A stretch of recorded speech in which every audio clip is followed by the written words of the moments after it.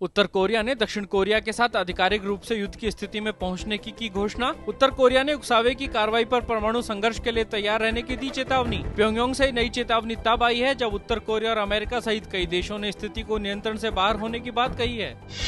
Korea की ताजा धमकी से पूरे इलाके में तनाव चरम पर।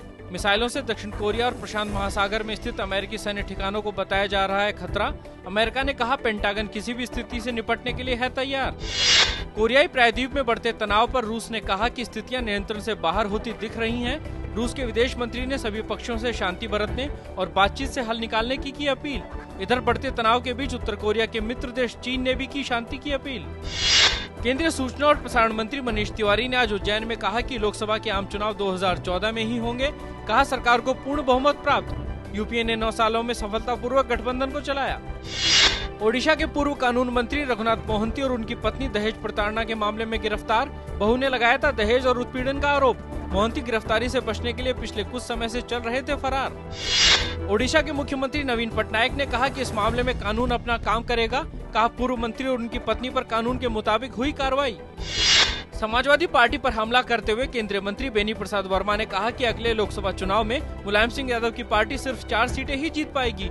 बेनी ने कहा कि कांग्रेस उत्तर प्रदेश में सभी 80 लोकसभा सीटों पर चुनाव लड़ेगी और इसमें से 40 सीटों पर जीत हासिल करेगी। उत्तर प्रदेश के मुख्यमंत्री अखिलेश यादव ने कहा है कि सपा की सीटों पर उंगली उठाने वाले लोगों को चल जाएगा असलियत का पता। कहा जनता सपा की नीतियों और कार्यक्रमों का मूल्यांकन कर सपा को दिलाएगी लोकसभा में बड़ी संख्या में सीटें। समाज सेवियों और भ्रष्टाचार के खिलाफ लड़ाई लड़ने वाले अन्ना हजारे 5 दिवसीय पंजाब यात्रा पर 8 रैलियों को करेंगे संबोधित। अमृतसर से शुरू होने वाली इस यात्रा को जनतंत्र का दिया गया है नाम। पंजाब कांग्रेस के अध्यक्ष प्रताप सिंह बाजवा ने राज्य में गिरती कानून व्यवस्था पर जताई चिंता। कहा अकाली भाजपा के राज में कानून व्यवस्था एकदम चौपट। सरकार ने राष्ट्रीय बिजली समिति का किया गठन। इसके जरिए बिजली ग्रिडों के इस्तेमाल में अंतर्राज्यीय विवादों को हल करने के साथ अनुशासन किया जाएगा सुनिश्चित।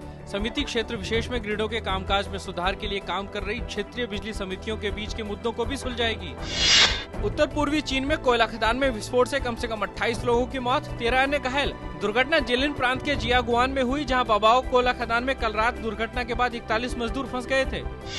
न्यूजीलैंड के क्रिकेटर जेसी राइडर कोमा से बाहर आए। बातचीत में घटना के बारे में कुछ भी याद होने से किया इनकार। राइडर को गुरुवार सुबह गंभीर हालत में अस्पताल में कराया गया था भर्ती।